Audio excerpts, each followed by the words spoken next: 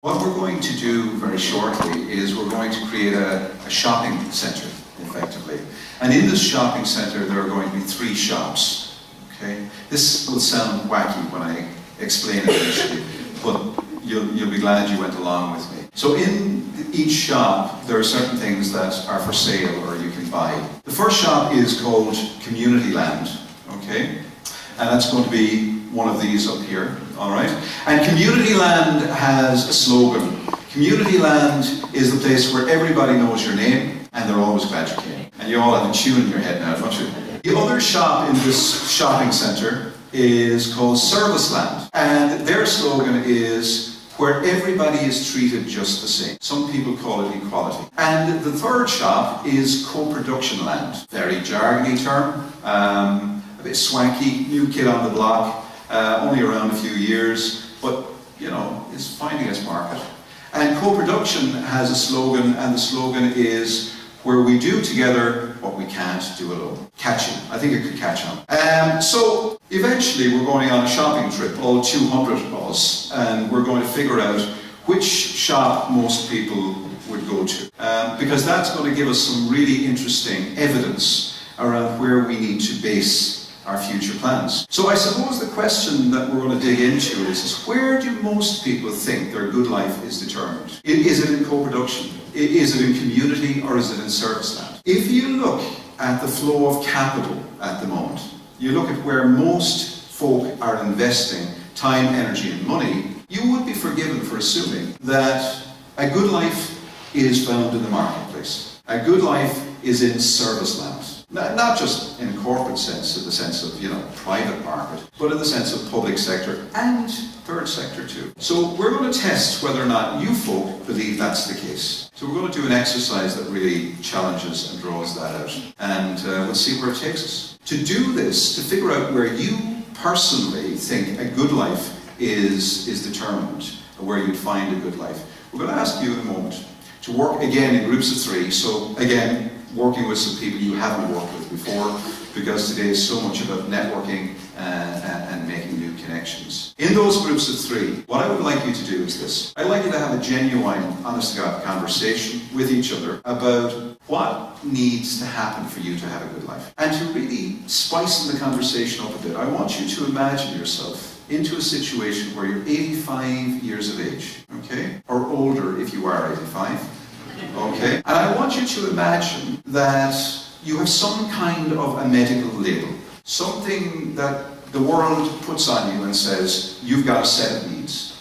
Right? Make it up, whatever it might be, whatever makes sense to you. But you're the kind of person who wants to live at home in your community. So despite the fact that you have some kind of label, you're 85 plus, you're still determined, this is where I stand, this is my community. Okay, so that's the context. That's how I want you to imagine the exercise. Once you've done that in your groups of 3, what I'd like you to do is take your post-it notes there. You'll see every table has post-it notes. And I want you to identify 6 things that you would not be prepared to give up that would determine a good life for you. It might be your ability to go salsa dancing. I don't know what it might be. It could be anything. But 6 things that really matter to you and would matter to you at that age, despite the label. Does that make sense? And what I'd like you to do is I'd like you to take those 6 things. So in a group of 3 you would have 18 things that you'd identify. Take each one and put it very clearly on a post-it. So salsa dancing, for example, would go on one post-it, and so on. And I really want you to try and do this in a very personal way. Really think about it. Once we have our post-its, then we're going to go shopping. I'm going to give you all a personal budget. I've got an authority from Trafford Council to give you all unlimited personal budgets. So you can buy what you like. There's no restriction, okay? But for now, and I'll talk you through every step along the way, this is going to be absolutely fascinating. You have to trust me as we go through the process. For now, the first step is if you stand up again and find yourself 2 people you don't know in the room and form into groups of 3. Said to me during the coffee break that they found it really interesting that it was easier in the Great Escape exercise to identify the gifts of the other person than it was to identify their own personal gifts. And that happens a huge amount. So please do help each other. Ask the questions that are going to be supportive of the conversation. What's going to happen here, can't you? you've got these things that you want to have a good life, that you're prepared to fight for, and probably would expect your family and community to fight for on your behalf, or at least with you. And what I'm going to ask you to do with your personal budget, which is very generous, is to decide yourself. You self-determine where you think you're going to get this thing that matters to you. And I just want to take you through the options very clearly. So one is service land. And just so you know what are on the shelves of service land, what they stock is programs run by professionals of a very high standard with very, very clear evidence and, you know, quite a lot of evaluation frameworks behind them. So they can guarantee a certain standard. I flew over this morning with Aer Lingus. And there's something really reassuring about, as a passenger anyway, about being on a plane where you're treated the same as everybody else, unless you bumped up to first class, in which case I'm very happy to be treated differently, but it never happens. But you can imagine being on an airplane and the pilot coming over the airwaves and saying, "Good morning, I'm a trained community development worker and I think we should run a democratic airline, so why don't you talk to the person beside you and ask them what button I should press?" That would be scary. Or walking through your community, you kind of get an angina pain and a really helpful neighbour says, "You know, we're really neighbourly around here, so listen, don't worry." And they kind of put you up on their kitchen table and take a knife out of the drawer. And you kind of go, that's not the way the world's supposed to work. So service land is very much about providing services and providing programs. And it's an important tool for change. Community land is not about services, really. It's about mutuality, it's about friendship, it's about support, it's about creativity, breaking the rules sometimes. I should say some of the most interesting stuff I've ever seen is where folk in service land, what I call disruptive innovators. I've actually grown to believe there's no point in trying to change systems. I'm much more interested in creating disruptive innovation. If I'm waiting until the system changes, I'll probably be waiting until I die. But if what I want to do is disrupt and create some innovation within the disruption, then I can do it tomorrow. So this is about being a Trojan mouse rather than a Trojan horse. And one of the most interesting examples I've ever come across in terms of disruptive innovation comes from a guy by the name of Jerome Miller, still alive but retired now. And Jerome in the 80s was employed in Massachusetts to shut down, essentially, juvenile homes, penitentiaries, that kind of thing. So places of incarceration for young people. And he came to the conclusion, after spending many years thinking about his brief, that the very best he could do for young people was the worst thing that could happen to young people. That the solutions he had in service land were not going to reduce recidivism, were not going to ensure that person had a good life. So one of the things he did, and I really admire him for doing this, is he went to university students and he said, this was in the 80s, every year we spend about $70,000 on each of these young people, and we fail them every single year. What I'm prepared to do is, if you and the young person can actually figure out a way that young person can have a good life and actually learn about being a good citizen together, I'm not going to give you 70,000, but I'm going to give you a portion of that. And this was around the time that Pan Am were offering these around-the-world trips. Do you remember these? So essentially, start in New York or wherever, you could go around the world in a matter of, I guess, a couple of years. You could have 4 stops or 20 stops or 50 stops. So one particular young person came back to Jerome and said, "Jerry, I have a brilliant idea. Give us $6,000, I think it was $6,000 for the ticket. Right? We will disappear for a year and give us some spending money. We won't stay in any fancy hotel, but give us some spending money and, away we'll go. Kid won't be in a penitentiary. We'll have some interesting experiences, and I'll vouch for their well-being." And Jerry did it. He's one of the most either brilliant or reckless public administrative officials I've ever come across. He did it. He did it en masse. He said to communities, come up with ideas that can do for these kids what we can't do in the system, and we'll support you. He put his job on the line every single time he made the decision. And every single time, without exception, for over a decade, it worked out. Kids stopped offending. Things got better. And students did well out of it too. So that's what I mean by the relationship sometimes between service land and community land. They can do stuff together. And that's the world of co-production, where somehow we find a way of working together to do stuff that the system can't do on its own, or that community simply can't do through mutuality and support. So that's what I mean by the 3 shops. That's what's on their shelf. Is that clear? Is that helpful? So now what I'd like you to do is think about your 6 things. And I'd like you to come up here carefully, okay, and put each one where you think you're going to get best return. Okay? So have a think about that. And when you're ready, come on and post up here in the new shop that we've created.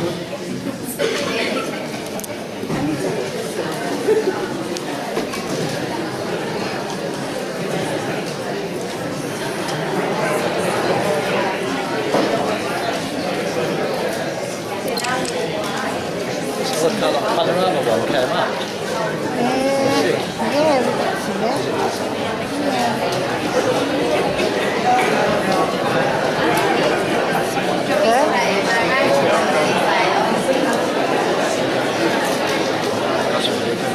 I use that one, I think. Do you like that?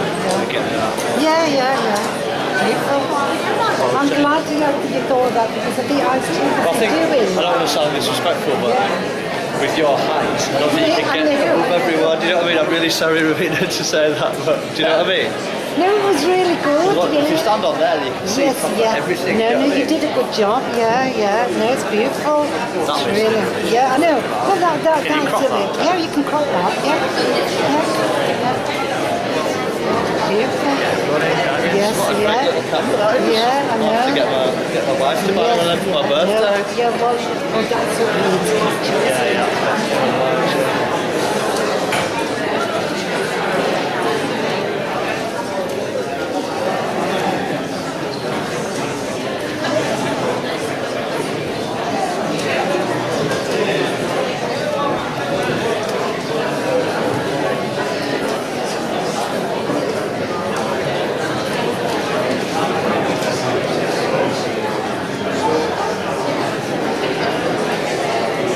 Guys, can you switch me on?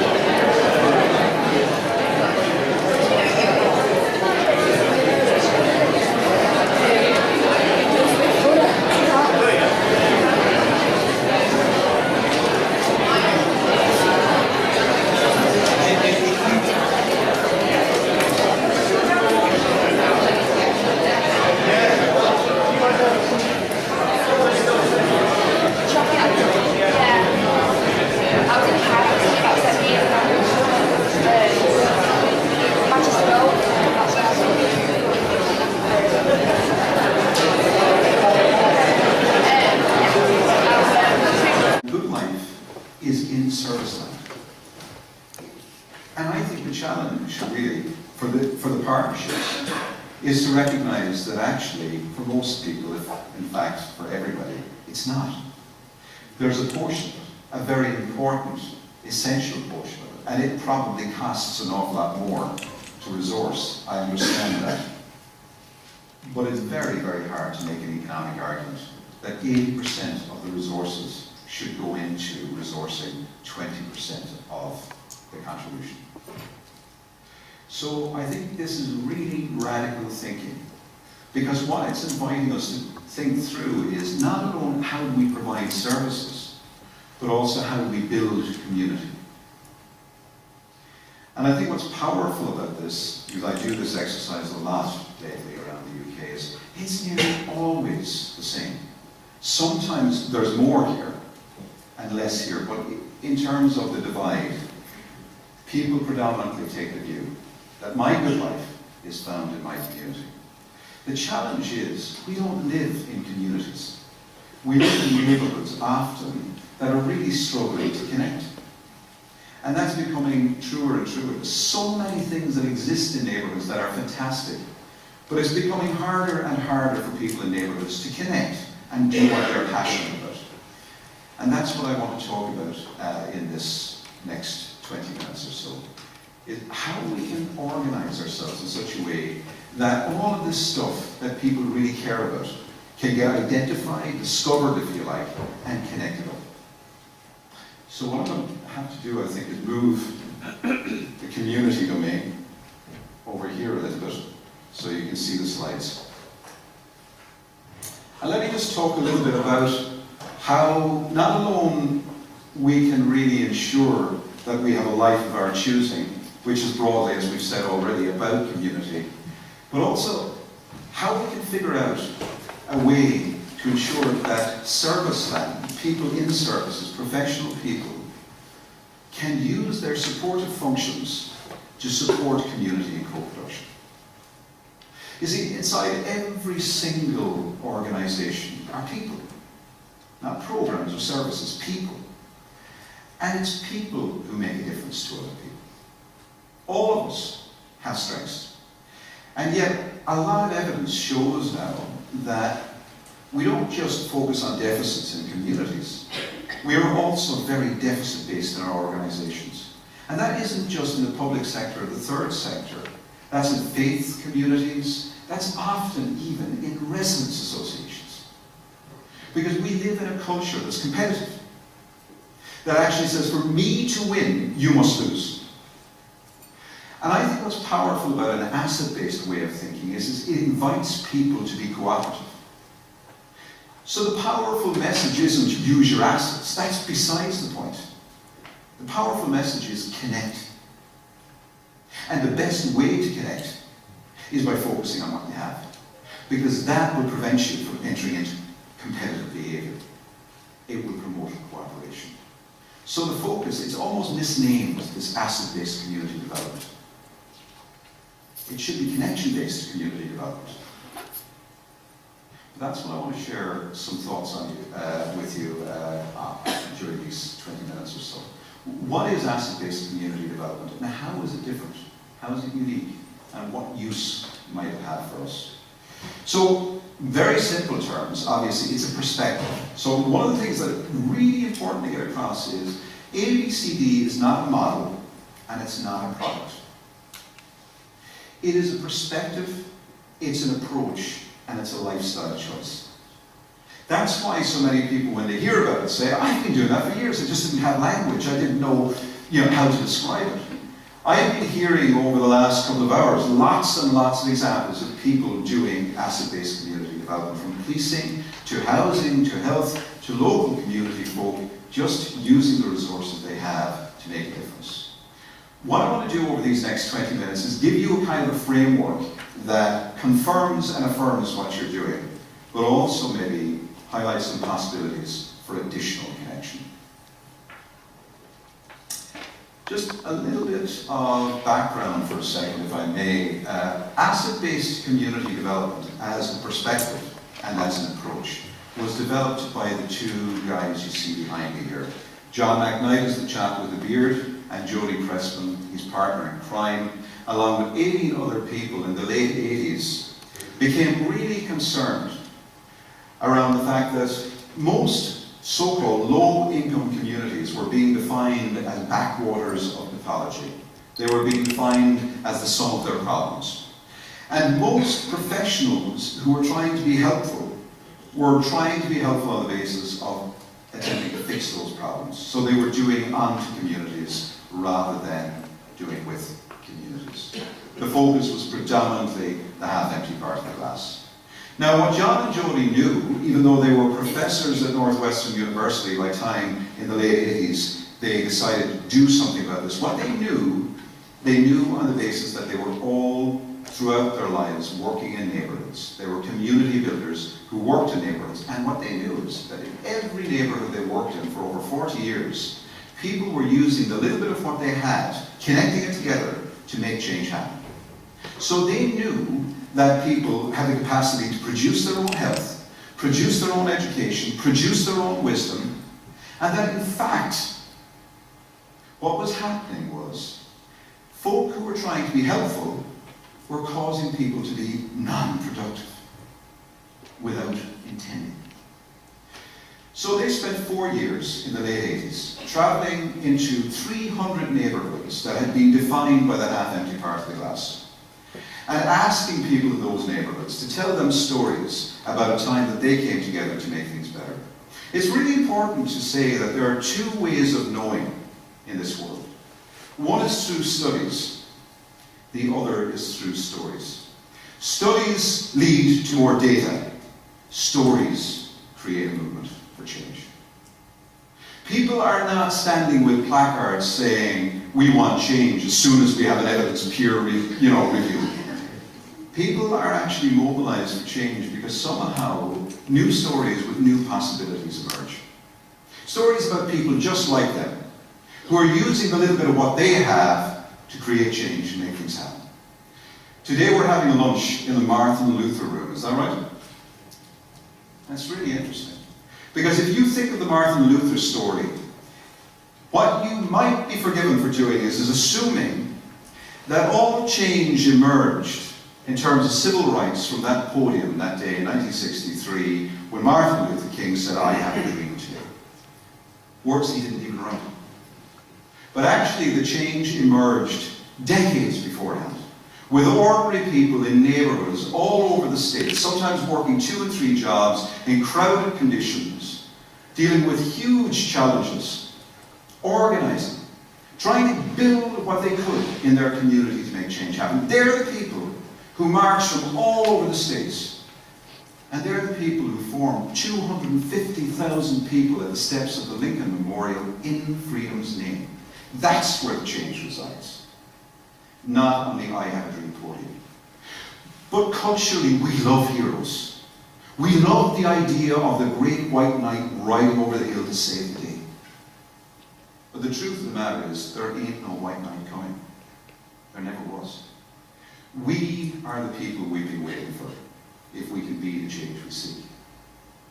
So what John and Jody discovered in every one of those 300 communities, and we're still discovering it today, there are people intentionally working through an asset-based approach that are in neighborhoods right now, in this vicinity, discovering the exact same thing.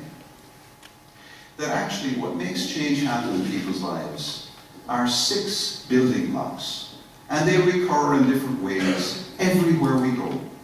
So we have, since the late 80s, as a faculty of which I'm part, we've been really inspired, actually is the word, by the extent to which, no matter where you go, no matter what the culture, no matter what the challenge, how these 6 assets recur, or these building blocks. So let me share with you what the 6 building blocks of a healthy, sustainable, vibrant and prosperous community are.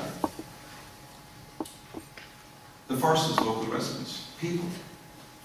People actually define themselves not by what they receive, but by their passions. Communities are like football matches, aren't they? Where you've got 22 people who least need the exercise doing all the work, and 3,000 people who most need the exercise telling them what to do. But you're not going to change communities by getting those 3,000 people to play football. Everybody cares about something enough to get up off their couch and do something about it. But we've organised the world in such a way that we're not asking people what they care about enough to act upon. We're asking people to care about what we care about. And when they don't, we call them apathetic. But everybody cares about something enough to act upon it. It may just not be what we want them to care about. So they may not care about health, or active aging, or obesity. But in some shape or other, they care about something. And if you could start there and work from there, maybe in time, they care about those things too. So starting with this view that every resident, regardless of labels, because what labels do is they obscure the gifts within people. What assets do is they reveal them. So most of our gifts in neighbourhoods, particularly if our neighbourhoods have been defined as low-income, problematic neighbourhoods, most of our gifts are invisible because they don't show up on a radar. They don't appear in our funding applications, but they're there. They're absolutely there, and they're there in abundance. The way to reveal them is to find the people who know about their giftedness. In 1940, in Chicago, women had forgotten how to breastfeed. Can you believe that? It was a major public health crisis. But nobody noticed it. Because the formula industry said, if you really care about your children, you won't breastfeed them. You give them formula milk. It's much better. We had evidence. And 5 women, led by Marion Thompson, said, you know what? You know what you can do with your evidence? We're feeding our children, using our resilient, the most fundamental asset you have as a woman, as a mother. And what's really interesting is that group of 5 women have grown over the period of whatever it is now, some 50 years or so. They've grown to be in 87 different countries around the world. You know what the movement is called? La Leche. And what was interesting is they had to call it the La Leche League because you couldn't say breast in public in Chicago in the 1940s. These are just stories, they're just examples, but what they illustrate is the power of individuals when they define themselves by what they contribute rather than what they receive. In other words, when people define themselves as citizens in a democracy rather than ratepayers and clients in service land. Now, we're a bit of both a lot of the time, but fundamentally, where change happens, where communities get stronger, we have a critical mass of people who are defining themselves, local people, who are defining themselves by their gifts and talents, and defining each other in the same terms. The second building block is really, really important. It's the building block of associational life. And what I mean by associational life is where 3 or more people come together, not because they're paid, but based on a passion or an interest or a concern that they have, a dream maybe that they have, and do something about that. So those informal social networks are critical. 80% of civil society in the UK is made up of those informal groups. They will never ever apply to the big lottery. They are invisible to most of our radars. They don't appear on third sector radars, they certainly don't appear on public sector radars. Because they're sort of busy getting on with their lives. They don't even have a name, a lot of them. Poker clubs, so I'm part of a poker club, so I always use it as an example. We don't have a name. So even if it meant that we, for whatever reason, decided that we wanted to make an application, which I don't think we'd ever want to, we'd have to do all sorts of things that actually would make us something other than a poker club. And this is a really big challenge. Associational life matters hugely. That space where people are unpaid, they're just coming together by consent and by passion, is dying on its feet in an awful lot of European countries. And what's really interesting and challenging, I think, is that the reason it's dying is because we have been trying to be helpful in service land for so long. That people have come to believe that they are incompetent as associations. That our associations can't make change happen in the same way and to the same extent that professional, qualified, credentialed people can. It's interesting. One of the movements, the associational movements I'm most inspired by is the Men's Shed movement in Australia. Many people have heard about men's sheds. Fantastic. So the men's shed movement, lots of people have talked about this, you've probably heard about this already, but the men's shed movement, simply, blokes who decided spontaneously across Australia, in neighbourhoods, what's the point in living my life lonely in the backyard, using a shed with my tools, fixing stuff in the house, when if me and 4 or 5 other guys living locally pooled all our tools together in a common shed, we could offer to fix things in local communities.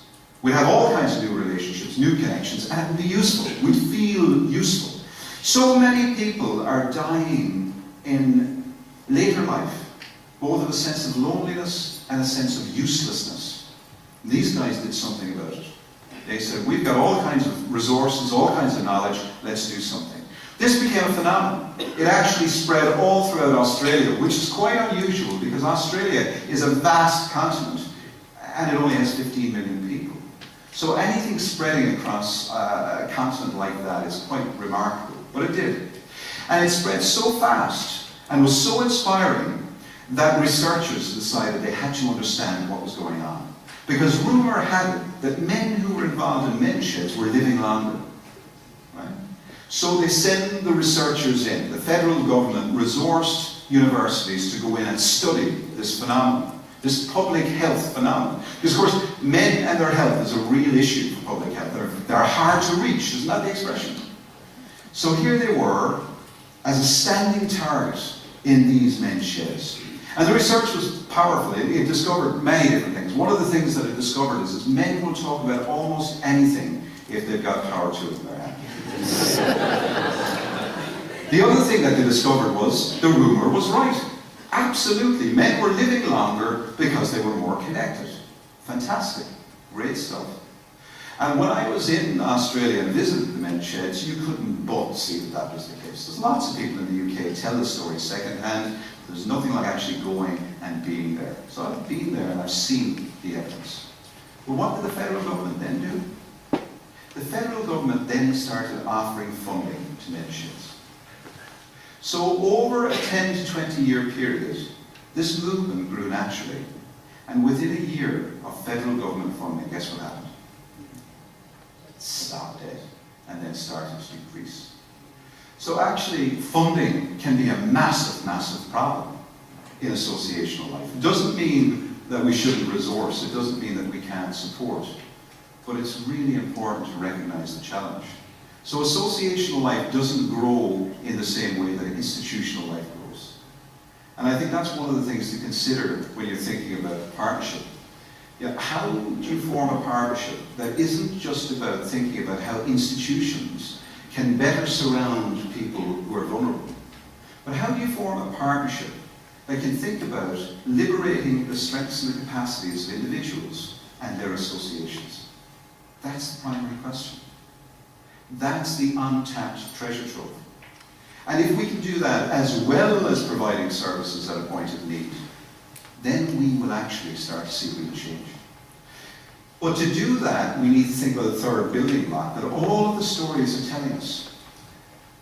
What people are saying is that the institutions that are most useful to them when it comes to building community, when it comes to liberating the power of individuals and their associations, are institutions that act like treasure chests instead of fortress walls. That don't expect people to, crawl through the hoops, as it were.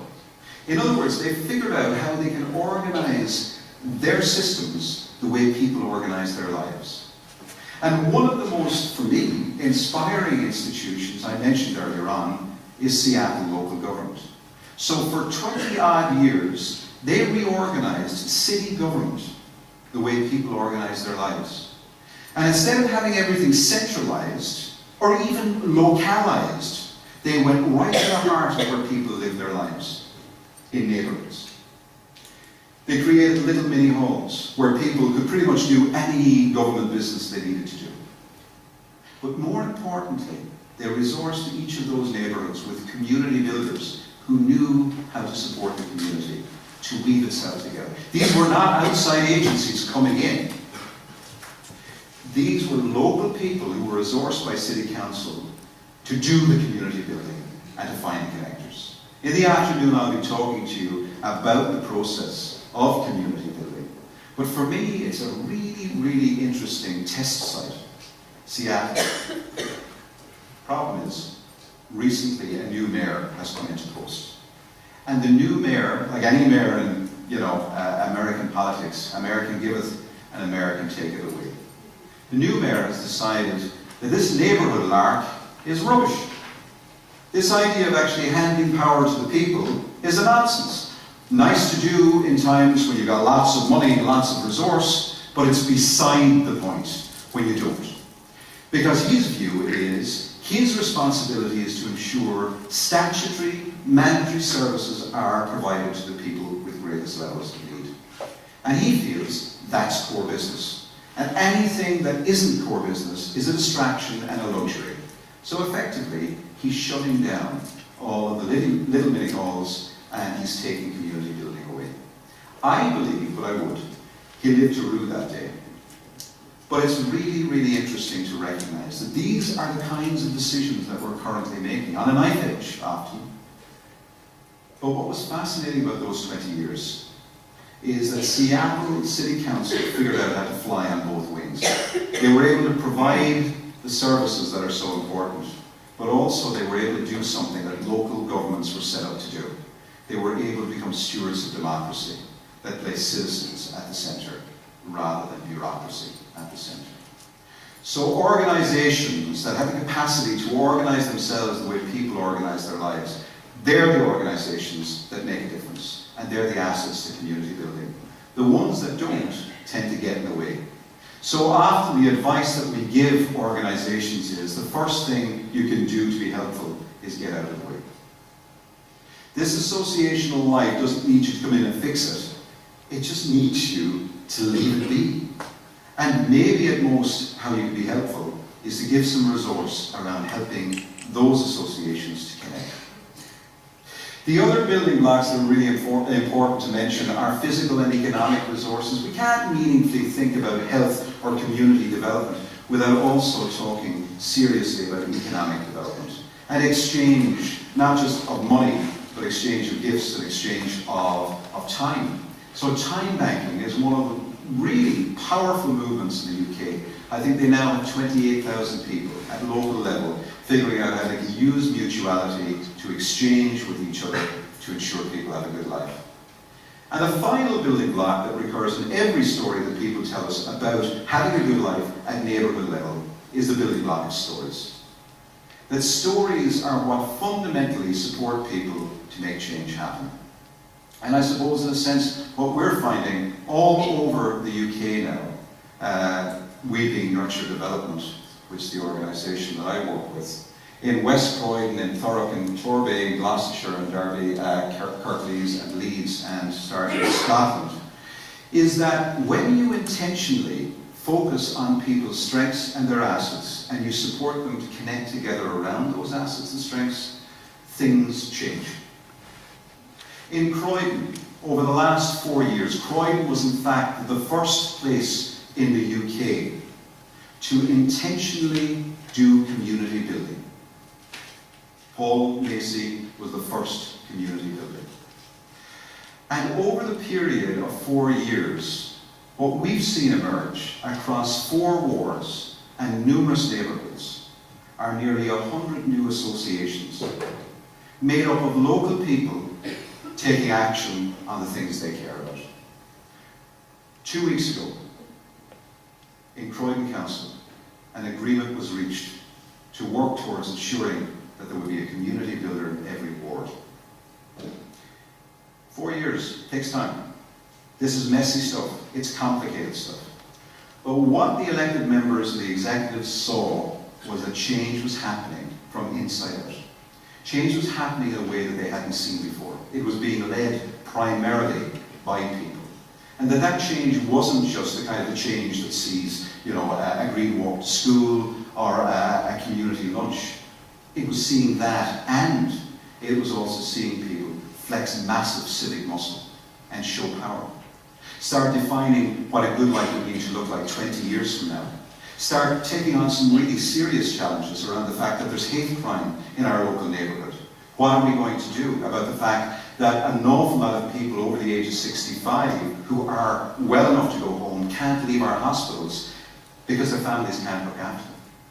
And so what we're seeing, not just in Croydon, but all over the UK, and you guys are seeing it in your work here too, is that people's capacities, if they're supported, can do all kinds of things that are truly inspiring and transformative. There's a picture of some of the community builders in Croydon. In Torbay, we're working also to really think about not alone how can we ensure that local neighbourhoods create the connectivity that they need to think about changes for the next 10, 20 years, which will be phenomenal in coastal areas, as they will be in areas like this. But also to think about how we can change systems, how local government can look different, how the NHS can think differently about how it understands the helping role. So one of the things that we're discussing in Torbay is, what would a joint strategic needs assessment look like if it was asset-based? The other thing that we're talking at the moment about is, what would policing look like if it was truly asset-based? And it's quite astounding what people are coming up with. One of the things that people are saying in Torbay and in other parts of the country we're working is, it's impossible to do any kind of analysis of people's needs unless they first know themselves what resources and capacities they have. In the same way that this weekend, you'll probably, most of you, go and do a shop. And before you go and do a shop, you'll make a list of what you think you need. But actually, that list is predicated on what's already in your presence. You'll check to see what you have, then make a list, then go shopping. And anybody who's ever gone shopping, not having checked what they need, do you ever go and do a shop when you have a bit of a hunger on you? Bad idea. That's the way we've been running public sector organisations for the last 20 years. We've been organisations that have been shopping with a sugar crate. We've been thinking that the best way to make change happen is to help people that we call clients to get a good service. But actually, all of the evidence is telling us that doesn't give you a good life. You've said it yourselves. What gives us a good life is the extent to which we're connected to our own assets and resources within community. So what determines our health and well-being is our associational life and the assets of our community. The challenge, I think, is we've created an awful lot of our partnerships on the assumption that society has three legs. It's a three-legged stool. So you have the leg of commerce, you have the leg of government, local and central, and you have the leg of civil society, which is largely made up by the third sector. I want to finish this presentation by suggesting to you there's a fourth leg, and that's the leg of associational life, where there is no incorporation, where people don't have a CEO, where people are informally organised to do the things they care about. And I think that's the leg where care is produced, where well-being is produced, and where the potential of real change resides. The real revolution in health, and probably in care generally, resides in recognising that care is a freely given gift of the heart, one person to another. You cannot buy it. You cannot sell it. It's not a commodity. It's something that we can only support people to identify, connect, and mobilise. And the tool for that, for liberating that care, is community building. So my call to action today, my invitation to you today, is continue to provide the wonderful services you provide for about 20% of the time. And turn the lion's share of your attention and your passion and your resource and your compassion towards building community to do what it is that only community can. Because in the final analysis, there's three things I know for certain. There's things that only I, my family, and community can do for me to have a good life. That's the first thing I know.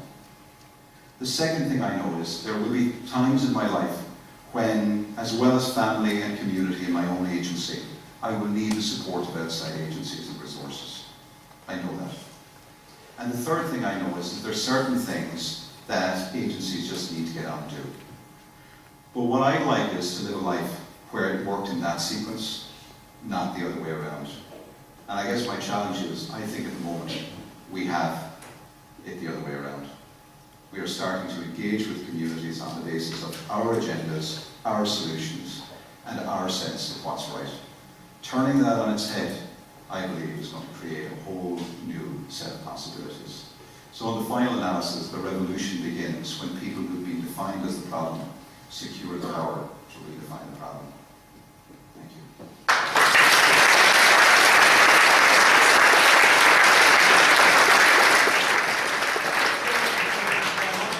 We now have a break for, you might take to this lunch, but you can only have lunch if you go out.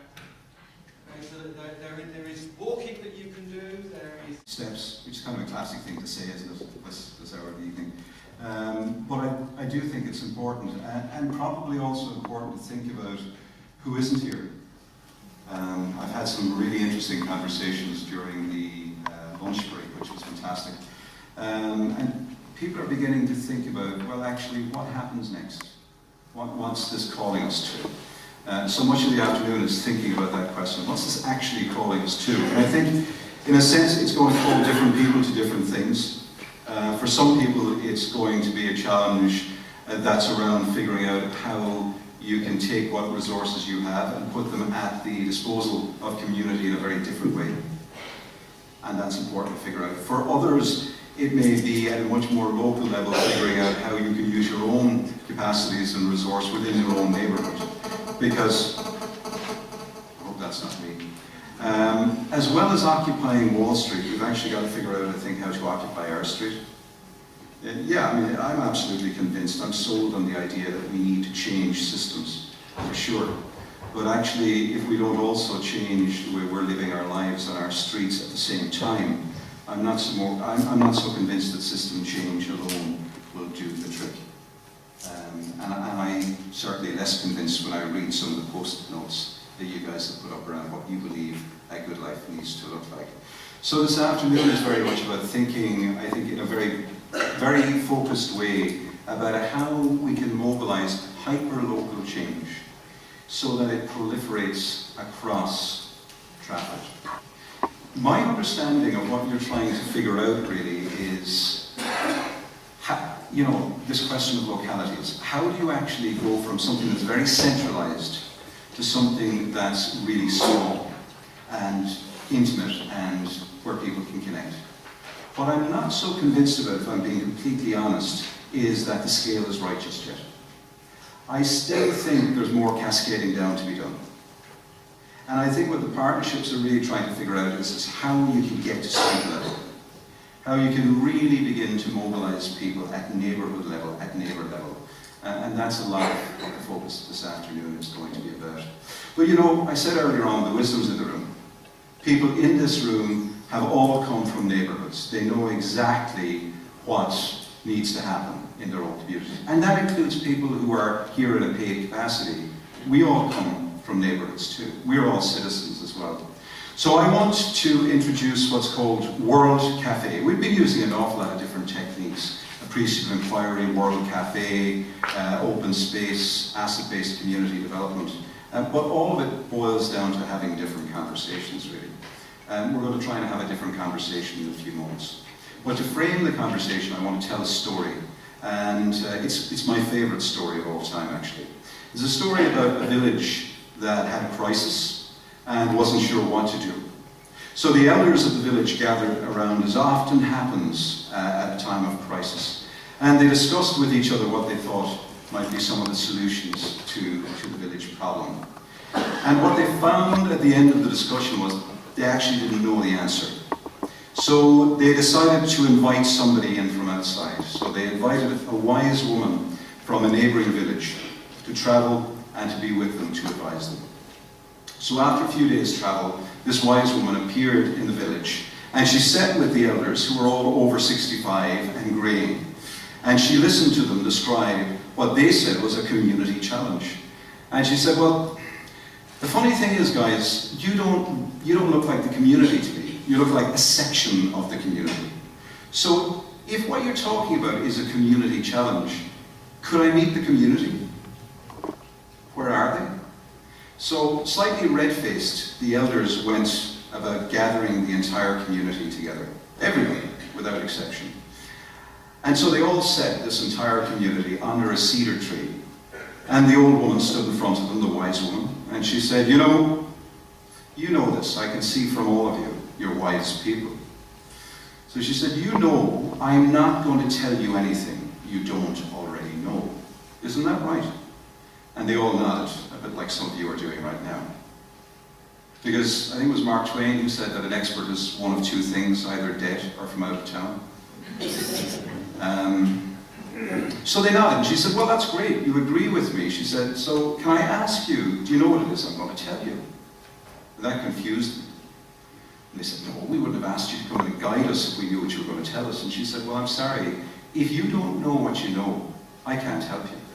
And she left the village. And it left everybody in crisis. The elders were unsure what to do. So that evening they sat down and they discussed what had happened. And they concluded that what had actually happened was that the ignorant village people, who are very well educated and very wise, unlike the elders, gave the wrong answer to this wise woman. So they sat with the village and they said to the village, you know what? We're going to try and get this woman back a second time. And be warned this time, if she asks you a question, give her the right answer, because we really need to know what she knows. So the wise woman came back a second time. And she stood in front of the entire village and she said, well, you know, I'm not going to tell you anything you don't already know. So can I ask you a question? Do you know what it is I'm going to tell you? And of course, at this point, they'd all been warned. So they all said, yes, with enthusiasm.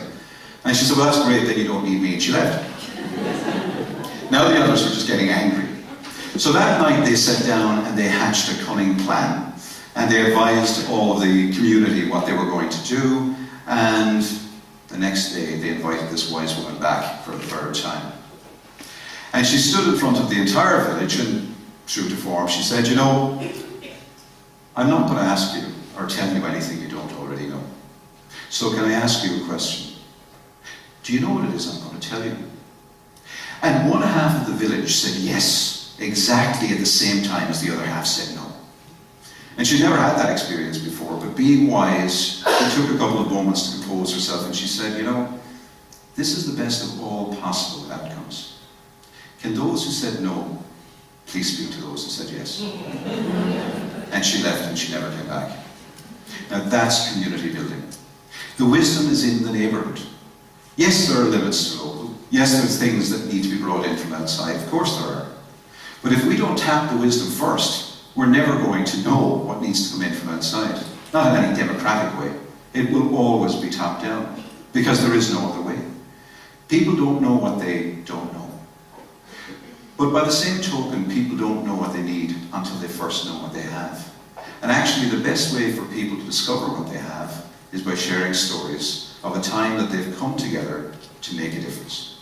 So what I'd like to do now is to listen to my own story, in a sense, listen to my own advice, and invite your voice into the room. Because my sense of it is that it's your stories that form the foundation of the future of Trafford. It's your stories, particularly about a time when you come together in your neighbourhood with your neighbours to make a difference. So we're going to go into World Cafe, and I think, let me get the slides up here. Don't forget to tweet if that's your bag.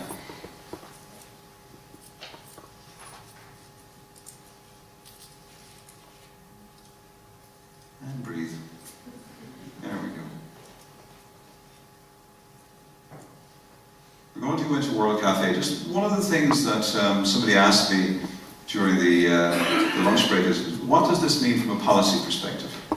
What would look different if we radically introduce this? I think this is a reasonable summary of what would look different. A lot of our present policies are focused very much on deficits and responding to problems. It's very much about fixing people, finding problems, fixing people. And I suppose in a sense the working assumption is that programs are the answers, and that experts have the solutions.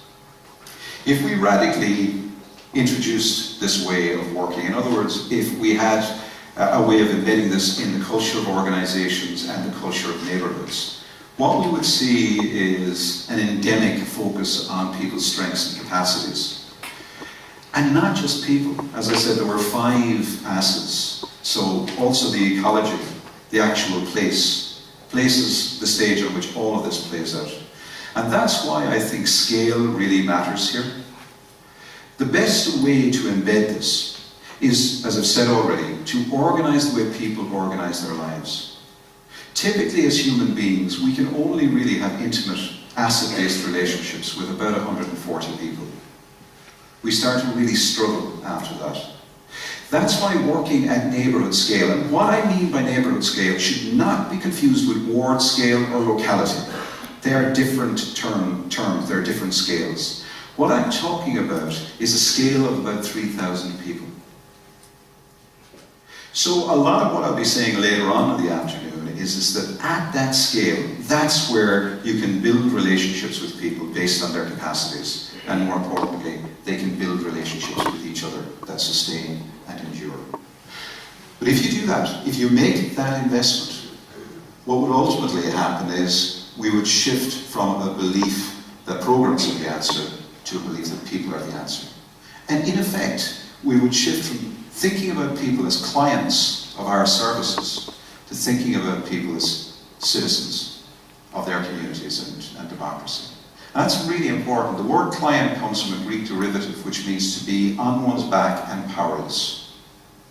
Citizen is a co-creator of a compelling future. We get to choose. You know, the great thing about a democracy is you get to choose. But if you've got nothing but systems and services in your life creating dependency, that choice gets decreased. So we're talking about big stuff. We're not just talking about the neighbourhood. And you know, it's important that we emphasize neighbourhood, but we're also talking about changing democracy. This is very, very radical roots. And that's one of the things that worries me about what people are calling an asset-based approach or a strength-based approach. Because essentially the asset-based approach and the strength-based approach says, oh look, everybody is good, everybody has gifts and talents, just see the positive in everybody.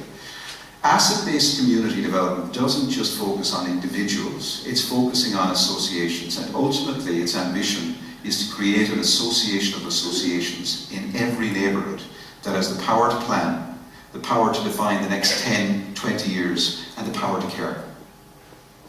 And for me, if you look at the foundations of democracy, there are 2 things at the heart of democracy.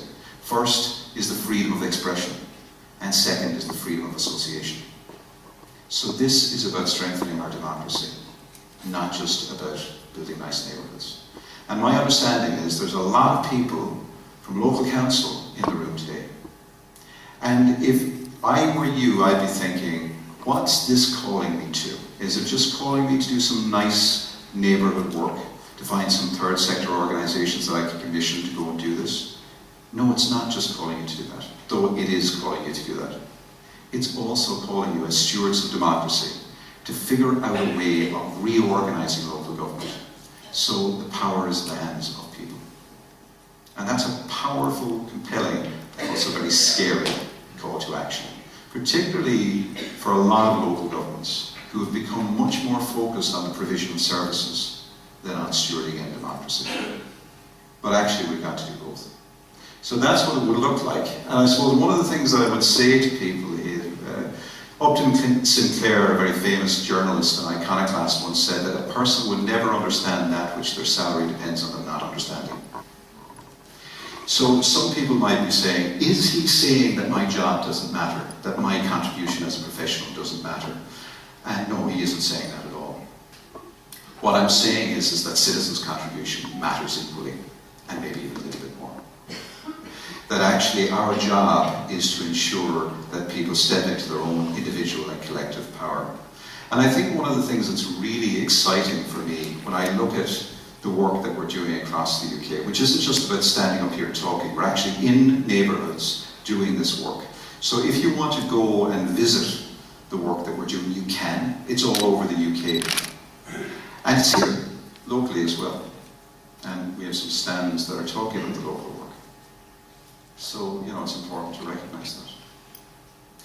Seeing is believing. Actually, one of the things I'm absolutely convinced by in going into neighbourhoods is you can't think your way into this new action. You've got to act your way into this new thinking. So if you're thinking to yourself, what's next? Think about action. Think about what it is you can do, even if it's just in your own neighbourhood.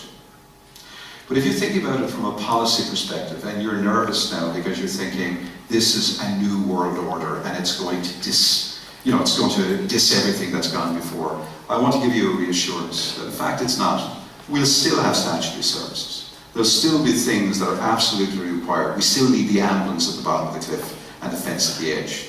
But as well as the fence and the ambulance, we need to do something well in from the edge, and that I think is called community building. So I love this quote by Einstein where he says, new frameworks are like climbing a mountain. The larger view encompasses rather than rejects the earlier, more restricted view. So hopefully you find that reassuring. What I'd like to do now is invite you at your tables into a process of World Cafe. And the way World Cafe works is essentially we stay with a topic or question for a period of time, probably about 20 minutes. And then, at the end of 20 minutes, I'll be back to you, raising my hand and interrupting your conversation.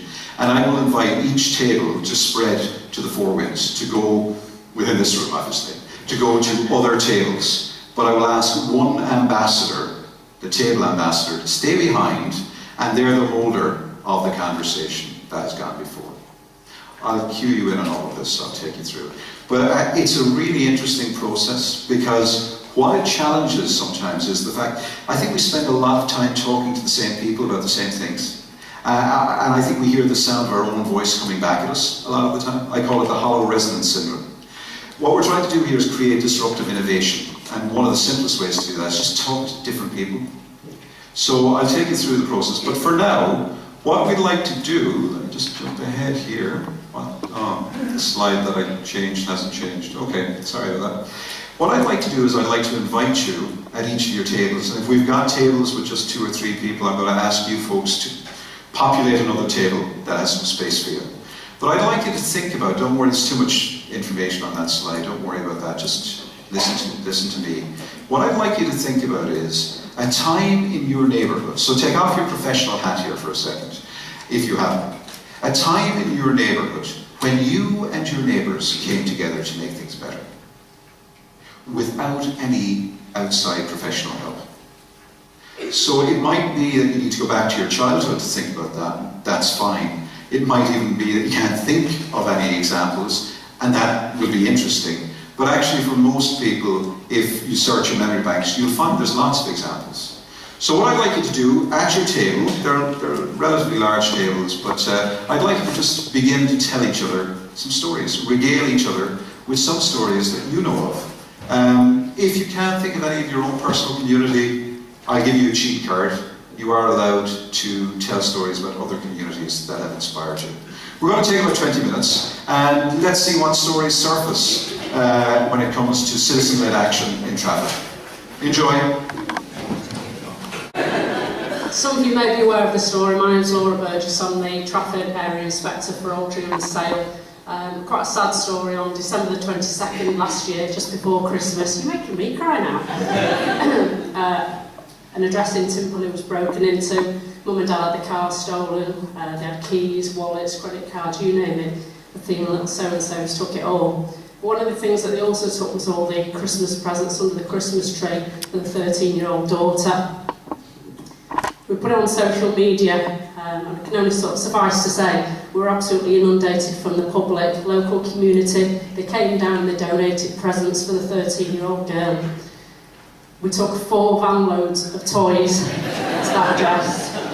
We didn't expect that, and then even in the days afterwards we were still getting presents, we were still getting tickets for the local theatre, we were getting presents from Argos, from other catalogue companies, Boots, and in the end the family were actually saying, you know, actually we're quite embarrassed about this. We can't take any more, but thank you so much. Please donate this to anywhere else. So we ended up giving presents and tickets for cinemas, etc. To some local children's homes. So that's just an example of the community. Unfortunately, sometimes it's when crisis happens and awful events like that, but that girl had an amazing Christmas.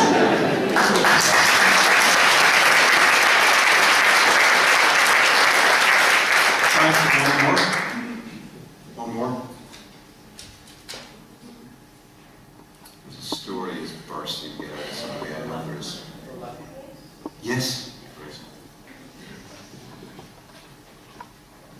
Terrific.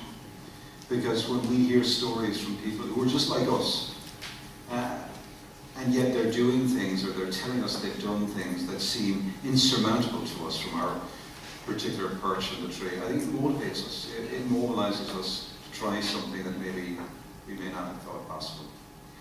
What I'd like to do now is I'd like to invite you to, again, notwithstanding we have an ambassador at each table, so they stay, but everybody else, if you could spread to different tables, and I mean literally spread to different tables. So, and when you're there, I'm going to give you another question, which will try to deepen this exercise. So don't all from one table go to another table. Spread throughout all the tables to get a good mix. We won't have that by feedback. Okay, so who would like to start us off? What we're looking for is nuggets of wisdom around next steps, essentially. What we can do to get more of these stories. Yep. Actually, I believe we have 2 mics, so if you manage this section, I'll manage this section. Okay? Our table is quite privileged, really. There's a lot of community activists and volunteers on here, and we're involved with groups that have developed quite substantially over a period of time. And what we ended up talking about was the value that these community groups bring to our community, and the fact that as time has gone on, they're perceived as being part of the furniture, and it's almost as if they're there and they're going to always be there. And I think as a local authority, you need to reassess your approach to voluntary community groups and serving community, and look again at the value that they bring, and not take them for granted, because most are sustaining themselves, but they will come to a point where they will need help. And for the sake of, I don't know, for the sake of a small amount of money invested in them at times of need, you may lose a massive community resource that's really sowing and invested directly into the people who live on the streets that you're actually serving. So look again at the voluntary and community sector with different eyes and really assess the value that it brings. I would suggest for every pound that the statutory service spends or invests in these, you probably get £5–10 back. So look again. Look again. Great. And looking really deeply, isn't it? Because it's seeing the groups that exist behind the formal groups as well, seeing the associations too, and valuing them as well. That's fantastic. It's a great start, a great call to action. What else? Yeah. Oh. If you could say who you are, that'd be great as well. My name's Andy Roberts, and I'm a community ambassador for Sale. We thought that when people are having meetings together with the voluntary community groups, or anybody, they should allow about 20 minutes, half an hour at a time in the meeting to discuss these things with people, to get a feeling about what's going on in an area. I serve on a health and wellbeing group in Sale Moor, and more often than not I'm being talked to. I'm not being asked about things, and I think we think that that's a mistake. We think that we should talk to people in our communities, and we should learn from that. We also have a little bit of a caveat that not build up expectations. You know, be honest with people. Tell people, yeah, that's feasible, or it isn't feasible. Not we'll come back and let you know, type of things. But we just think that people should spend a little bit more time talking with us and what they do, and understanding that we're not a hindrance, that we're not being awkward. We want to work with you. That's great, Andy. Thank you, and thanks to the group. So really listening, giving time, and being genuinely attentive to what's happening in the community. Thank you. And again, look again. There's lots out there. Value it, confirm it. I think on this table, excuse my voice, we talked about celebration and recognition. And even the 3 stories at the front, all then in turn on our table, how do we get those to be known? There's a variety of partners, the council. Isn't there a way of pulling together to actually make sure that these things that are happening in the community feed through and an annual celebration where it's recognised? Hand in hand with that, you would hope that you would start to take a cultural change, both in terms of perhaps the way we do things, but also helping our community to understand that we want to do things differently. Excellent, yeah. The power of stories, we've been talking about it all day, is just immense. And it's really interesting because in a sense what I think I'm hearing across the three tables is there's lots of different ways of listening and hearing and valuing people, not overwhelming them or talking over them. Some of that is about intentionally ritualizing the storytelling, having annual events or quarterly events. Some of it's just about the humanity of actually being in conversation with people where that person knows they're being valued, they're being listened to, and the stories they have to share matter because space has been created intentionally for them. They're not big asks, they're powerful calls to action, but they're very achievable. What else would folk like to add? Yeah.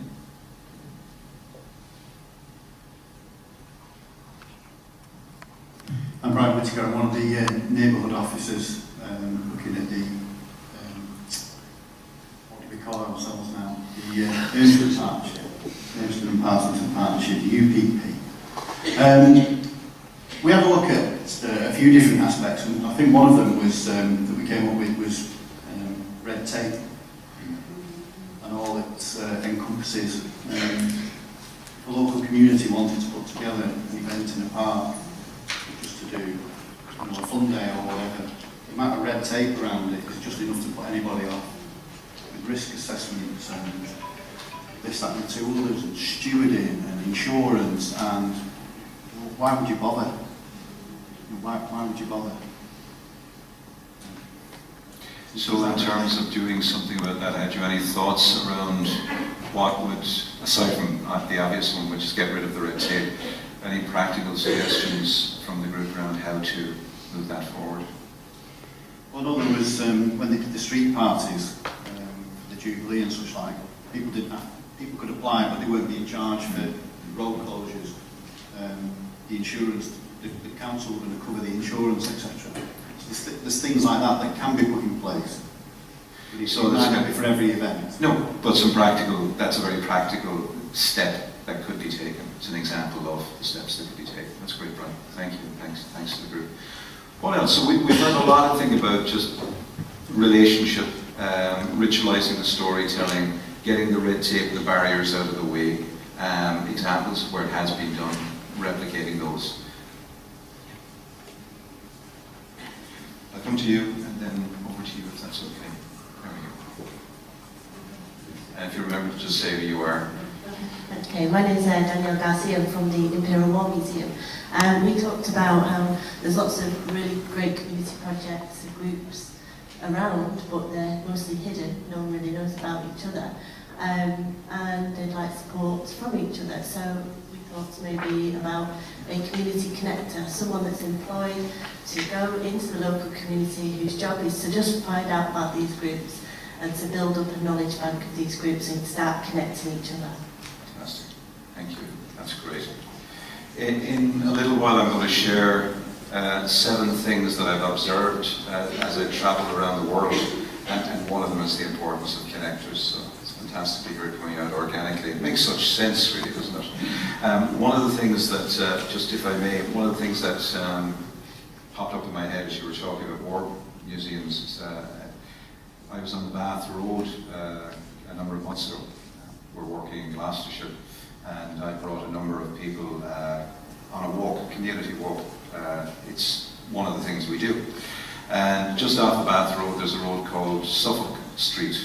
And on that street, there's a militaria shop. And in the militaria shop, there's a chap by the name of Steve, who runs the shop. As you can imagine, a militaria shop, which sells old military regalia, doesn't get much passing trade. There's not too many people walking by saying, I know what I need today, a spear.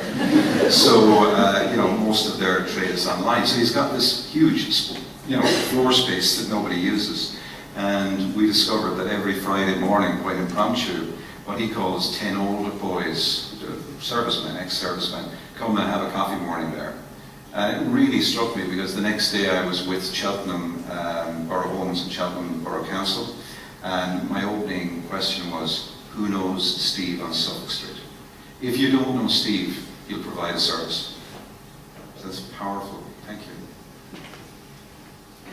Yeah, I'm a local councillor in Sale. On our table we came up with some ideas. We think it's really important to smile, and we really think it's important when you're walking down the street to say good morning. We think our PCSOs are particularly good at this, they're really welcoming. That's when they haven't come into my garden to tell me off for not shutting my gate. The other things we think are really positive is that we have a lot of friends groups in Trafford, and this started with just one group of people that were upset about the state of their park. But that they took on the park, working with the council, and really improved that park. That spread right across the borough, so we have lots of friends group now working in parks. But it's not just improving the parks, it's the social activities, it's the events, it's bringing people in, and everybody's got a park. Wherever they live, you've got a park, so you can get involved with other people. And I think you were saying very strongly that we need to share the positive news, as has already been said, of what's happening. Because you said the national papers are all bad news, but the local papers tend to give a lot more, didn't you? A lot more good news. So we felt that was really important to get the positive news out in the papers. Absolutely. And it's positive news about areas, but also positive news about people who tend to really be stigmatised. Young people is a case in point.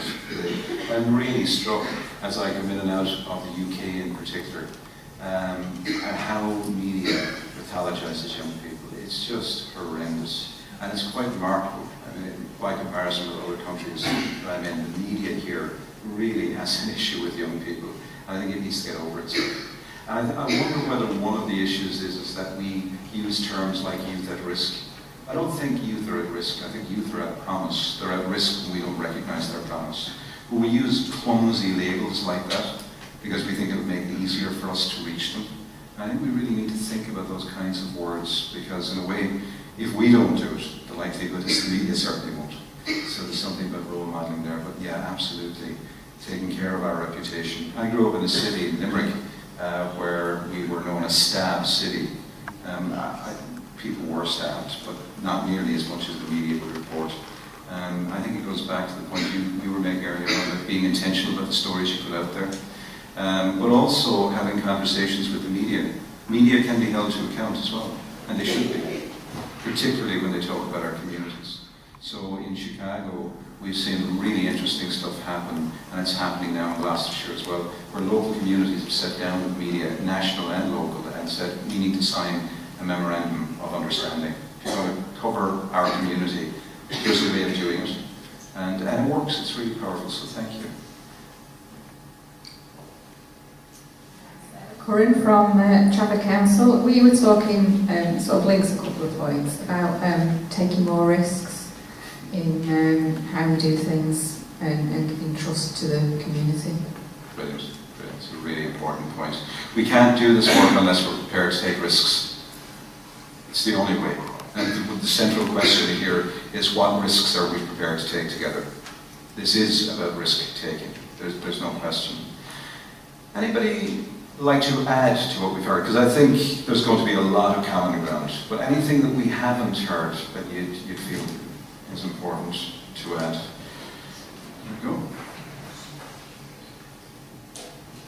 Hello, I'm Jane Brophy, I'm a councillor in South Trafford. We've got two councillors on our table here.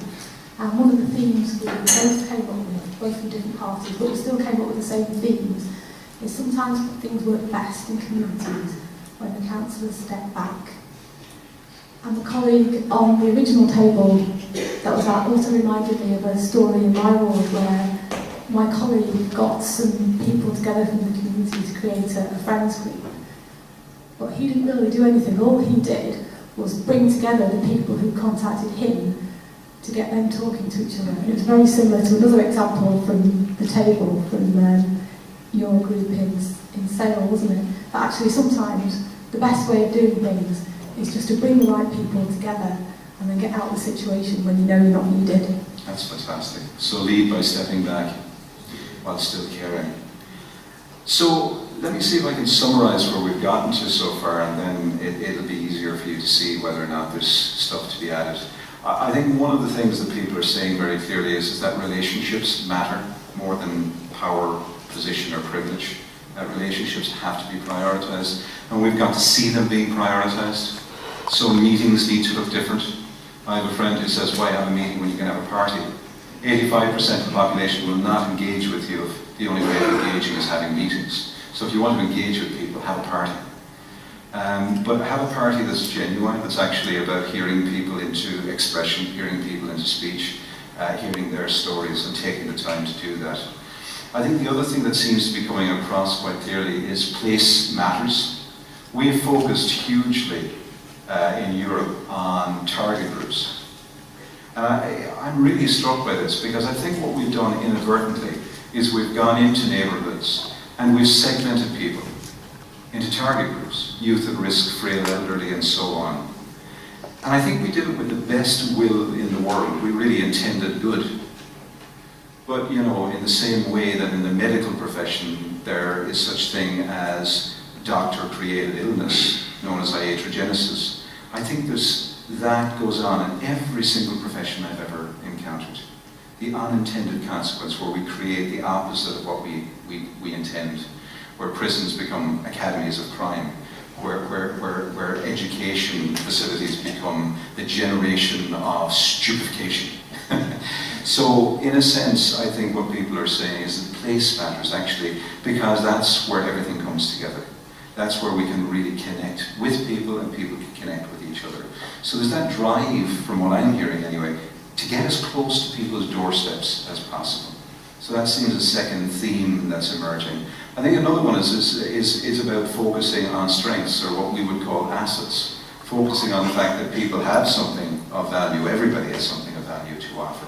So being asset-based, relationship-based, place-based, and also citizen-led. We heard just from Jane, we heard from Jane, you know, actually power grows when you give it away, right? When you step back, when you figure out how to lead in a way that's actually about inviting people into relationships, taking their own course, rather than trying to get people to follow you. And that's a really powerful challenge, because so often what I think we're doing is growing client base instead of growing interdependency and community.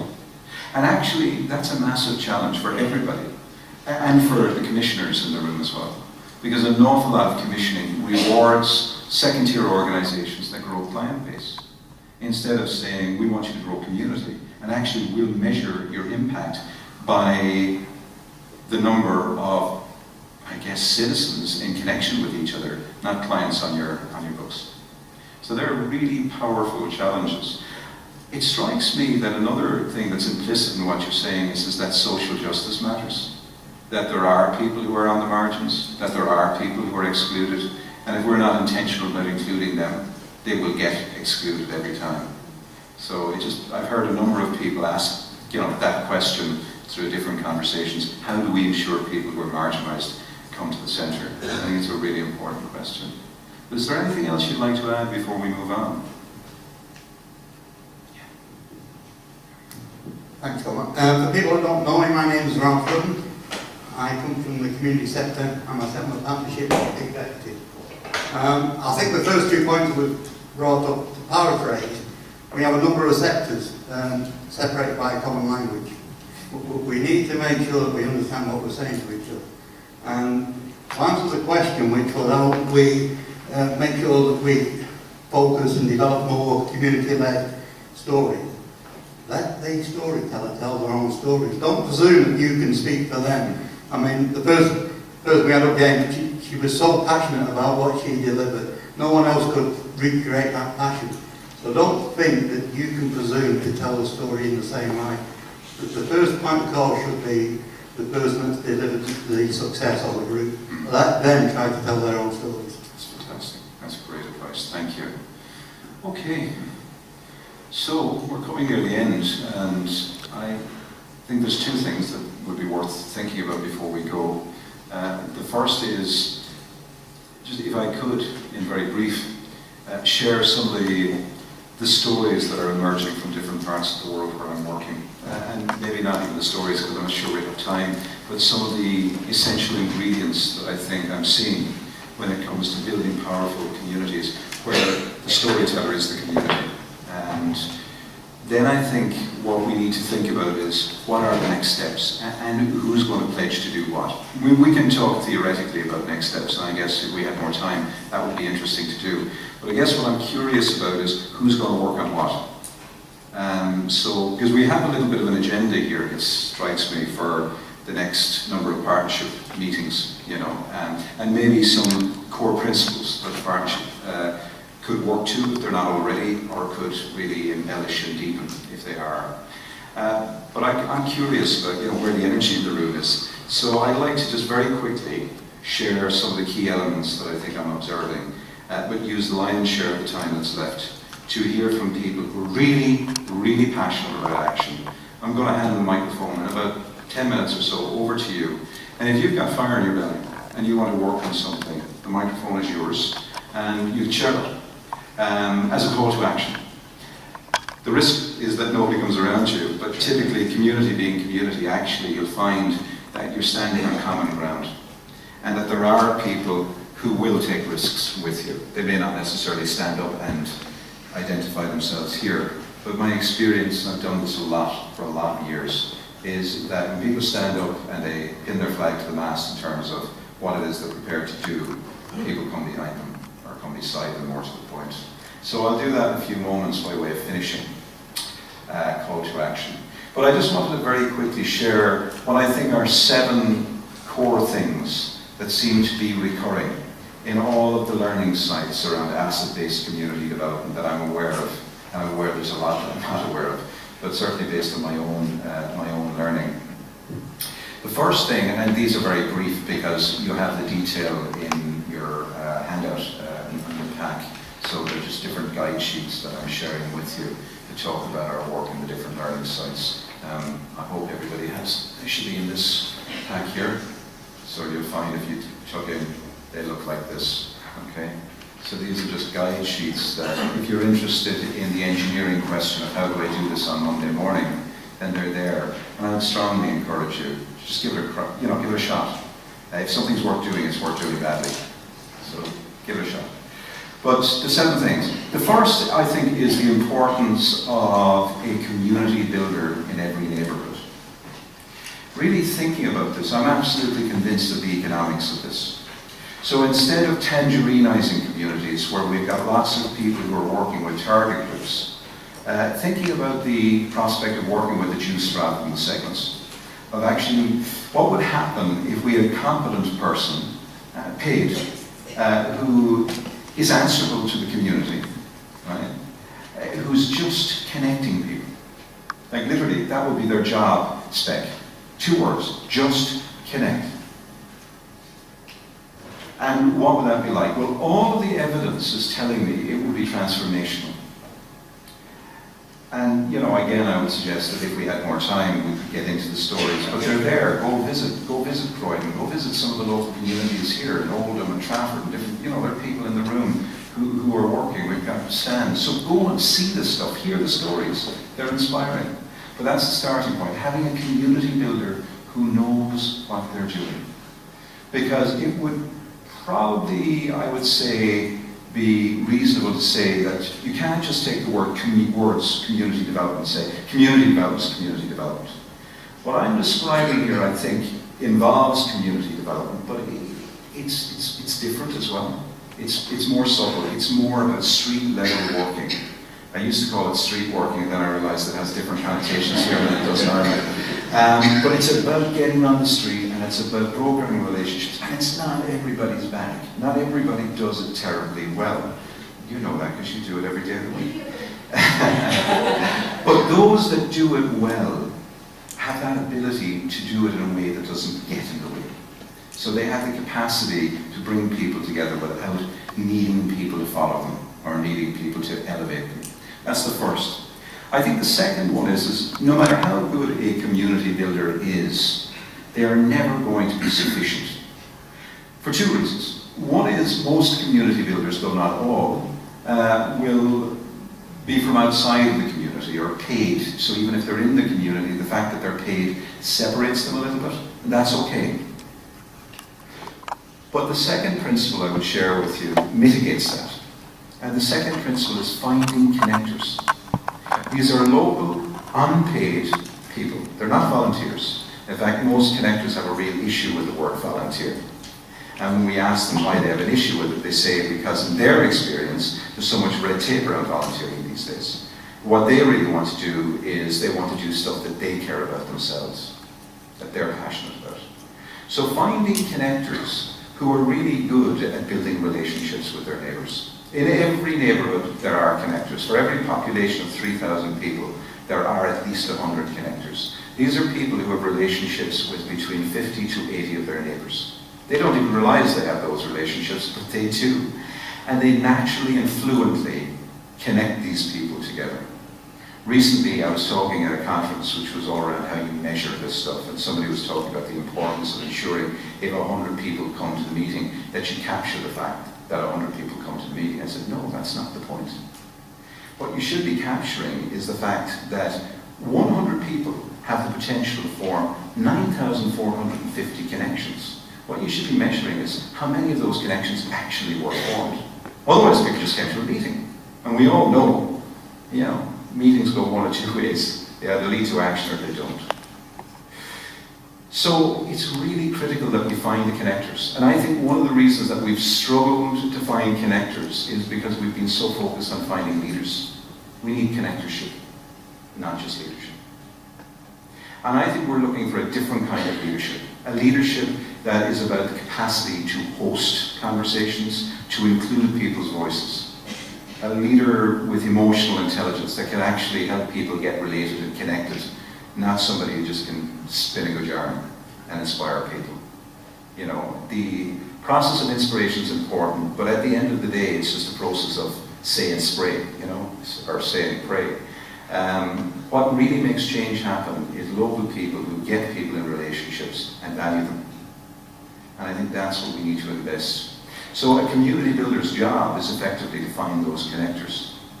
And the third thing I can share is the importance of finding associations, and the hidden ones particularly. The more informal, the more important. The likes of Steve and his coffee morning, the poker clubs, the reading groups, the knit and natter groups, or certainly in Dublin what we call the stitch and ditch groups, or whatever they're called. Groups that come together informally by consent, not by control, or not because they're following money. This is really important. They're driven by passion, not just a grant. And it's not that at some point or another they may not apply for a grant, of course they probably will, but it's about where the intrinsic motivation is coming from. And I think my experience has been that there are two kinds of communities. There are grant-dependent communities, and there are asset-dependent communities. And the grant-dependent communities are interesting because they start with a grant of yay size, which they spend down, and so they have nothing left, except the capacity to apply for another grant, based on a map of misery that says, look, we were this miserable before you gave us the grant, now we're this miserable, so give us a bigger one. And then there's an asset-based community that actually inverts that triangle. And starts with a very little bit of resource, maybe 2 or 3 mums who really want to make a difference because they know that their 14-year-olds are going down the wrong road, and they come together and they talk about what they've got, and they take the point that their community is a place that doesn't have a rich reputation because so many people say bad things about it. They say nobody works around here and so on and so forth. And they say, hang on, actually, maybe that's what we need to do. Maybe what we need to do is encourage all of our kids to go to work with people who do work here, to spend a day over the summer with each of the people who do work. Imagine if every person who was involved in some kind of a sustainable living, a sustainable livelihood, said to young people, if you're interested, join me for a day where I work. Now, I think that would create a very different youth engagement strategy. Not one that actually takes all the youth at risk and puts them together with all the other youth at risk, but one that says to young people, you have potential, and I'd really like to share where I've gone with mine as a productive adult. Yeah, it does take a village to raise a child, but it also takes a child to raise a village. So what you might find is that those 3 or 4 mums and the 3 or 4 girls that they're worrying about will actually create a different conversation because of their starting point. And that, like we've heard the stories, that percolates out. None of this stuff goes to scale. You can't scale this up. Somebody asked me recently, can we bring this to industrial scale? I love it. I said, no, you can't. This beds and it spreads. It goes deep and it goes out, but it doesn't go to scale. That's the language of the institution. That's Aer Lingus, right? But that's not what we're talking about. So I think that piece around finding the associations is really important, and the more informal, the better. And actually creating what I would call an association of associations. Not a residents association, but an actual association of associations. This is a reckless act of community building. This idea that you could take 160 different groups and put them in a room like this, and we could have a conversation of please change. We did it today. We're doing it right now. It can be done. We can include everyone. So I think that's the next stage, is finding the associations and helping them connect, because that's what grows power. Power grows when you start with the assets of people individually.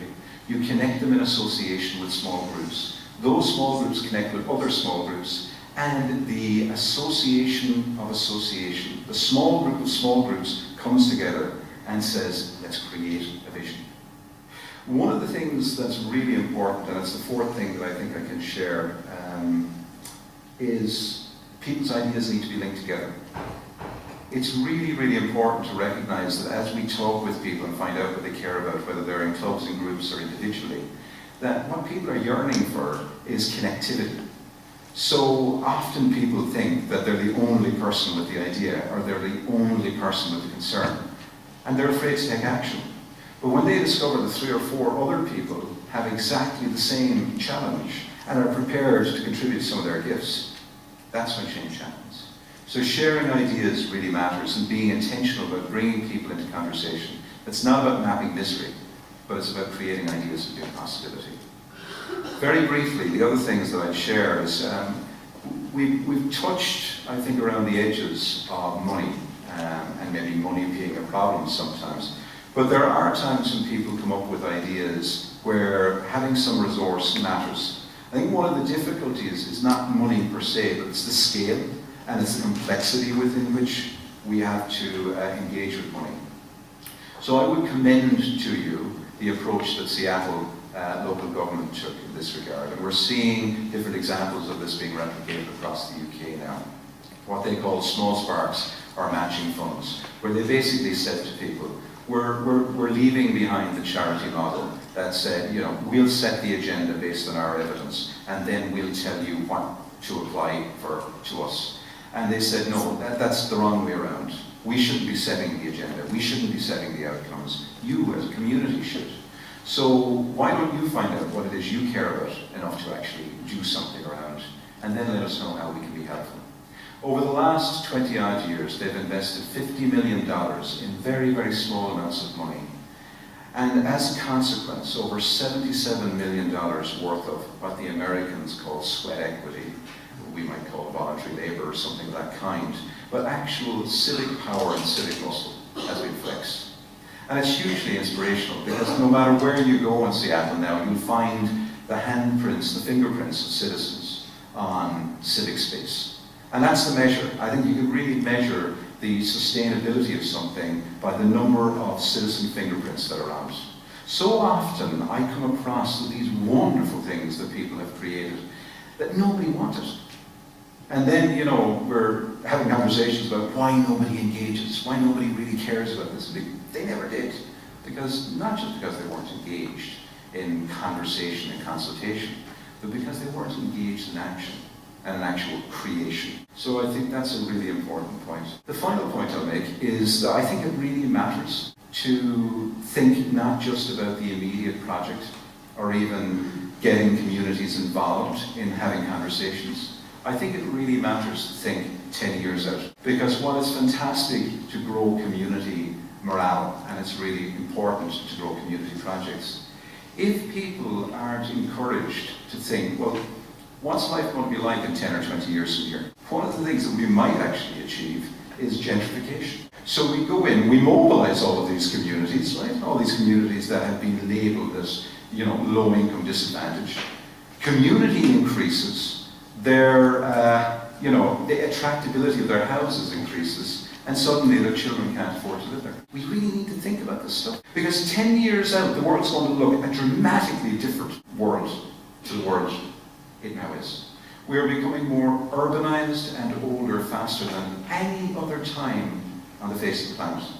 And with that comes all kinds of challenge and change. So the beauty of doing what I've described, which is community building, is eventually you get to the point where hundreds and sometimes thousands of people can sit in conversation with each other and create their own community vision that answers 3 fundamental questions. The first question is, what are we going to do around here over the next 10 years using community power? The second question is, what are we going to do using community power with the help of outside agencies? And what does that help me to look? And the final question, once we've answered those 2, is what's left for the agencies to do? And there is stuff that's left for the agencies. But now we have citizens saying, we're doing our bit, we need you to do yours. Now that's my understanding of what democracy is all about, where the citizen is at the centre, holding us as public servants to account, and is saying, this we do with the power of the people, through the power of the people. But this you need to do in service. And I think that's the full potential of the Localism Act. I think that's when you'll see real, legacy around social value. But that absolutely has to start at street level and work its way up. The prize at the end of that, though, is democracy, and it's worth fighting. Imagine a situation where you had a federation of neighbourhoods in Trafford, where every neighbourhood had a community builder, had 30 connectors, could identify what it is they cared about, build an association of associations, create a vision, and inform us as to how we might be of good service. That'd be pretty amazing, wouldn't it? That's within our grasp. It's totally doable. And actually, you've got the resources financially to do it right now.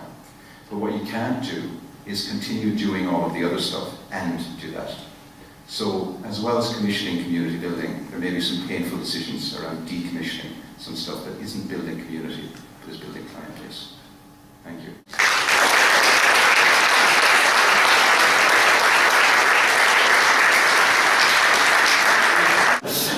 We've come to the end of the process. I'm sorry we don't have more time to get these pledges, but what I would suggest is this. Before you go, each of you fill out one of these. Genuinely, if you're motivated to do so. This isn't, I'm not compelling or mandating anybody to do this.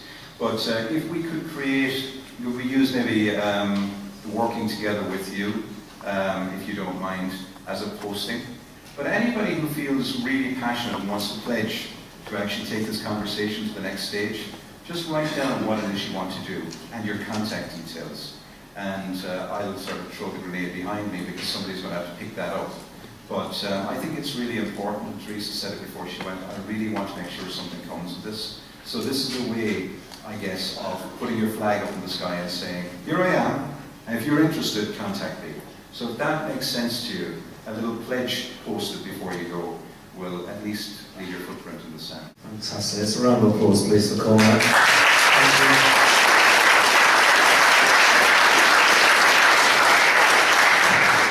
Bless you, thank you. That was just informative and challenging and inspiring, and I think probably saying deep down actually what people believe, and but just articulating it for us. We're so thankful. I hope it leads to change, institutional change, but I suppose I hope it leads to just some change this week actually. I think there are some elderly neighbours who may need a visit, and there's perhaps other things, street parties coming up in the summer, I don't know. But we can do something. We don't have to wait for somebody else to do something. We can do something, and I love that. In fact, our table came up with a really good targeted response. It was if crises bring people together, then we should just focus crises, basically, sort of turn the water off on the streets and see what happened. Get some burglaries, targeted burglaries. It was just an idea. I love the asset-based approach, and I think it really ties in with our aspiration as a partnership, because this partnership, as I've said for the last few years, is our Trafford. This isn't their Trafford, this isn't your Trafford, this is our Trafford. And this borough operates best when we work together, when every citizen, as Cormac has said, is being enabled and inspired, our institutions are working together. We live in a world that's increasingly pulling apart, whether it's rich and poor or ethnic division or just less neighbourhood connectivity. but people actually don't like living that way. And most people I talk to, certainly within civic authorities, are people who want to work with other people actually. And most community groups I meet with are people who want to connect with other community groups and get things going. So I think there's a lot of goodwill. I think we're taking some steps towards it. I think there are some great relationships in Trafford. I think there's a lot of goodwill. I think there's a lot of kindness actually in this borough. And I think we have a good partnership. I think we're hearing about some of the things now that could make us a great partnership. And it's moving from the good to the great, which is one of our challenges. So thank you so much for just spending time with us today. It's been absolutely brilliant. A big thank you to all those involved in putting the day together as well, for the Trafford Leisure Trust who told us how fit we are, to the Life Centre for this fantastic building. Welcome here for the partnership team who put so much time in, for Matthew and Sean, and for the locality chair team, for the exhibitors, and most of all for yourselves for just turning up. It's just so good to see so many people from so many different sectors in our borough. So thank you so much for coming, really appreciate it. We'd love to get your feedback, so the feedback forms are in your pack. Please don't leave without filling those in. And also your responses, as Cormac said, to that banner over there, the Elmston and Partington one. That'd be great, put your feedback on there. And thank you so much for coming.